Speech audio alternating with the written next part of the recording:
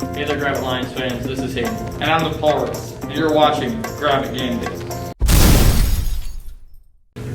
Last week, the football team had a bye week, but some other teams in the 4A1 played their last non-conference game. Berryville played Greenland, Prairie played Stillwell, and Shiloh played Sand Springs. The Bobcats lost 50-28 to the Pirates, bringing their record to 0-3. The Tigers beat the Indians 48-13, bringing their record to 3-0, with 3 big wins. Shiloh played in a thriller, losing by 1 point to the Sandites, 27-26, bringing their record to 2-1. This is a big week for the 4A1 as the Lions and 7 other teams begin conference play. Every game counts just a little more. The Lions kick off conference play on the road in Elkins. The Elks have yet to lose a game, beating 3 lower level teams. The Lions must play all 48 minutes of this game and eliminate big plays by the Elkins high-powered offense. That includes tackling, and the three teams the Elks played before missed many tackles, leading to big plays and big play touchdowns. The Lions are looking for their first conference win since October 25th, 2019. Now over to Paul from yesterday. Hello guys from the future, it's me, Paul from yesterday, and I'm excited to break down Elkins Offense with you. Now, let's get started. So, Elkins, what they do is that they run a spread offense, trip set, and they do many things out of it. Quarterback draw, sprint out pass, they love the flood concept. So for those of you who don't know what the flood concept are, we're going to go into that and break it down. Let's get started. So, with a fade release by this X, right here, and pass sets from all the linemen, left tackle, left guard, center, right guard, and the right tackle. This tailback steps up into a pass set. The quarterback takes his drop. Now, with this is what the flood is. It's to beat cover 3. Cover 3 means that this corner right here drops back and guards a zone. The safety has a zone, and this guy's got the flats right here. So with that being said, if you have a flat route, he comes up on it. You have a fade route, he comes up on it. And then you have a 15-yard out. No one's there to guard the 15-yard out. So whenever they run this, their goal is to get it to this 15-yard out. They have their best player there, number 10. And they have a really athletic quarterback. So even if they somehow cover all this, he still somehow finds a way to make a play and make something happen. They rely on big plays. They don't really have a lot of set plays, and they just run a spread, and they do it really well, and that's why they're 3-0. That's all from breaking down Elkins Offense, and throwing it back to you guys from the future. See y'all later. Thank you, Paul, from yesterday. Now it's on to the picks.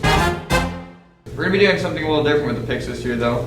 We're going to be using cards. So with the first game, we have Berryville at Shiloh. Hayden, who you got? I got Shiloh. They've been the best team in the conference for a long time now, and Berryville has been one of the worst. I have to agree with Hayden. I got Shiloh. The reason why is Shiloh is a very high-powered offense. They run the spread, while Berryville runs the wing T, which is not as good of an offense. Berryville has not been too good over the past couple years. Well, Shiloh has. They won the state championship last year, and it's going to be interesting to see where they land this year. Our second game, we have Prairie Grove at Green Forest. Hayden, who you got? Give me a second. I got Prairie Grove. They're the second best team in the conference. They're 3-0, and Green Forest doesn't have the talent to keep up. In this one, I got the Tigers, the Prairie Grove Tigers, because they run the wing T, which is one of the most misdirect offenses ever made, if not it. While Green Forest runs a weird 2-back set type of offense that isn't very good. Their defense, Prairie Grove's defense has always been great. It's always been stellar. They've always ran to the ball, always wanted to make big plays. Well, Green Forest is not. They're a young team, and they still need to work out those kinks. So I got the veterans of Prairie Grove winning this one. So we got Huntsville versus Gentry. Hayden, who you got? I got Huntsville in an upset. Gentry's star quarterback hasn't been playing, and it's really taken a toll on the Pioneers. So I'm going to disagree with you, Hayden. I have Gentry winning this one. The reason I have Gentry is because even though that their star quarterback hasn't been playing, they still have a sophomore quarterback that's gone in and won in a big game against Lamar. and they have experience there. I mean, he is a sophomore and all, and he's still got to work that out. But we started a sophomore quarterback our sophomore year in Cy Hilger, and look how he's turned out to be. So I think Gentry does go in there and take care of the Eagles. So now it's time for our game of the week. We have Gravette at Elkins. Hayden, who do you have? I'm obviously going to pick Gravette. I mean, I play on the football team, and the Lions have talent to win this game. They just need to eliminate big plays, the big plays that they've given up the first 3 weeks that they played. If they eliminate big plays, the Elkins offense isn't as good as they seem. So, Hayden, I'm going to have to go with... No, I'm joking.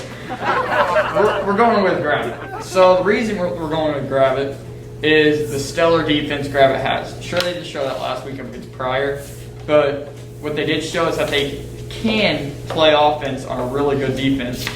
And the other thing is that whenever they played Vian, they stopped a really good offense.